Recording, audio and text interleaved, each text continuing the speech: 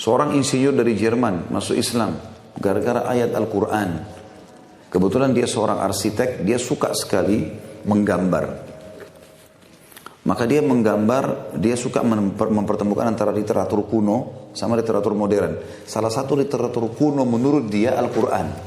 Karena dianggap kitab suci umat Islam sudah 1400 tahun. Dia sering lihat masalah arsitektur berhubungan dengan bidang dia.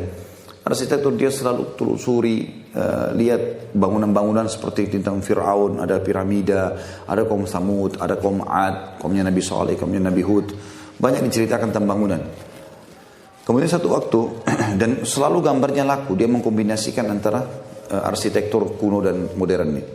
Satu waktu, dia cuma mencari dalam Al-Quran, dia penasaran pengen cari bangunan masa depan. Ada nggak bangunan masa depan? Dicari-cari sama dia, ditemukan tentang surga. Dan ayat surga umumnya selalu berisi tajri min tahtihal anhar. Di bawahnya mengalir sungai. Ada apa dengan surga? Bangunan masa depan yang orang kalau patuh, orang kalau taat nanti akan masuk ke sana abadi. Kenapa dikatakan di bawahnya mengalir sungai? Apa rahasianya dan apa hubungannya dengan masalah arsitektur nih? Penasaran dia. Dan ini penyebab dia masuk Islam. Akhirnya dia coba membangun rumah dari tanah dia yang kosong. Semua dibuat seleks mungkin. Mirip dengan rumah dia yang ada sekarang karena dia orang kaya. Hanya bedanya lantainya diganti jadi kaca. Dia nggak pakai keramik, nggak pakai lantai kayak kita. Dia pakai kaca dan di bawahnya dibuat ada saluran-saluran air sehingga air itu terlihat. Di situ semua ada panel listriknya. Setelah selesai dia bangun rumah tersebut karena dia buru-buru dia ingin keliling beberapa negara di Eropa. Dia datang kemudian dia pun keliling untuk mengambil, untuk menawarkan ke perusahaan-perusahaan gambar-gambar dia.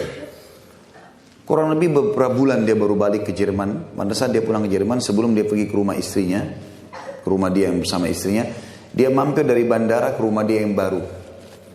Dia duduk, dia masuk, dia menyalakan semua panel listrik, semuanya nyala, termasuk ada cetekan panel listrik yang untuk menjalankan air di bawah lantai. Dia cerita tentang masuk Islam yang dia bilang tiba-tiba saya duduk di sofa. Dalam 5 menit semua penat saya hilang. Semua capek saya hilang. Dalam 2 bulan. Dia bilang dalam 2 bulan saya biasa keliling begini nawarin gambar-gambar ini. Itu pulang mungkin 2 minggu, 3 minggu baru bisa kembali normal. Ini dalam 5 menit hilang semua penat itu. Dia bilang saya penasaran. Saya lihat ke wallpapernya, lihat ke temboknya. Sama dengan rumahnya dia. Lampunya mewah tapi sudah biasa dilihat sama dia. Terus dia telusurin beberapa saat di situ. Sampai terakhir semua lampu dimatikan, tinggal panel listrik untuk air yang tidak. Begitu dia duduk, dia mulai renungin. Dan ini penelitian dia yang terakhir karena semua sudah dicek. Ini warna biasa saja, ini biasa saja. Terakhir tinggal suara air, dia duduk, dia rasakan ketenangan jiwa kayak tadi waktu awal. Maka di sini dia ucapkan kalimat teman-teman sekalian, Allah SWT berikan hidayah. Dia mengatakan, oh ini rahasianya. Kenapa? Istana di surga itu dalam Al-Quran diceritakan di bawahnya mengalir sungai. Ternyata gemericik air itu membuat ketenangan jiwa. Maka dia gara-gara itu masuk Islam. Syahadat. Dia cari Islam community kemudian dia masuk Islam. Keajaiban yang luar biasa. Baik. Kisah lain Bapak Ibu sekalian penelitian juga. Ini kisah nyata tentang buah tin dan buah zaitun. Buah tin dan buah zaitun. Jadi ada satu hormon di dalam otak manusia itu. Kalau dia keluar itu sangat membantu manusia untuk mencerdaskan pikiran dia. Subhanallah saya tidak teringat nama hormon ini dan ini sangat jarang keluar. Setelah diteliti oleh seorang dokter Nasrani, bukan Nasrani maaf, ini penyembah seorang dokter dari Jepang, penyembah matahari, nggak ada Tuhannya nih. Mereka menganggap matahari dewa mereka kan, kaisar mereka anggap anak dewa matahari kan gitu. Yang jelas si dokter Jepang ini adakan penelitian di buah-buah, dia temukan hormon ini paling banyak di 2 buah, di buah tin dan buah zaitun. Buah tin dan buah zaitun, 2 buah ini, gitu kan. Dan tentu Bapak Ibu tidak asing lagi dengan wattini waz zaitun, Allah gabungkan 2 ini, buah tin dan buah zaitun ya. Pada saat itu Bapak Ibu sekalian, si dokter Jepang ini meneliti. Lalu dia mau cari tahu, bagaimana caranya meneliti ini.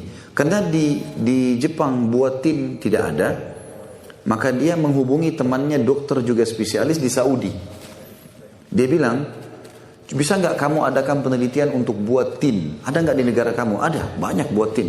Di negara Timur Tengah banyak buah tin. Kalau buah zaitun masih bisa di mana-mana dikirim. Buah tin ini agak susah. Lalu kemudian kata dia, baiklah coba adakan penelitian. Saya mau tahu kenapa dua buah ini saja yang paling banyak hormon itu. Dan ini dibutuhkan oleh manusia. Artinya dianjurkan untuk dikonsumsi. Si dokter muslim ini meneliti, tidak ada niatnya untuk mengajak masuk Islam si dokter Jepang tadi ini. Dia mengadakan penelitian, betul ditemukan ya, hormon ini paling banyak di dua buah ini. Dan dia coba kombinasikan antara satu zaitun dengan satu tin, dikombinasikan, ternyata hasilnya lebih efektif. Dia coba kombinasi sampai dia temukan. Jadi dia coba baca dalam surah ya, menjelaskan wattini wa zaitun. Dia teliti wattini wa zaitun satu-satu. Tapi dia coba teliti dalam Al-Quran, ternyata kalimat zaitun itu diulangi 6 kali. 6 atau 7 kali dalam Al-Quran.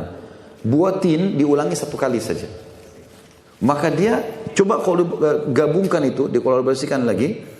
1 buah tin di blender dan dicampur dengan 7 buah zaitun. Ditemukan hasilnya maksimal. Sampai hormon itu mencapai nilai 100%. Kalau dengan jumlah ini. Maka si muslim ini yang dari Saudi telepon temannya dari Jepang. Saya sudah teliti ini. Dan saya sendiri merasa keajaiban yang luar biasa dia bilang. Karena saya temukan ini dalam Al-Quran ada. Disebutkan surahnya ini dan seterusnya. Dan ternyata dalam Al-Quran disebutkan buah zaitunnya 6 atau 7 kali dan buah tin 1 kali. Dan saya sudah kolaborasikan ini, saya sudah pertemukan.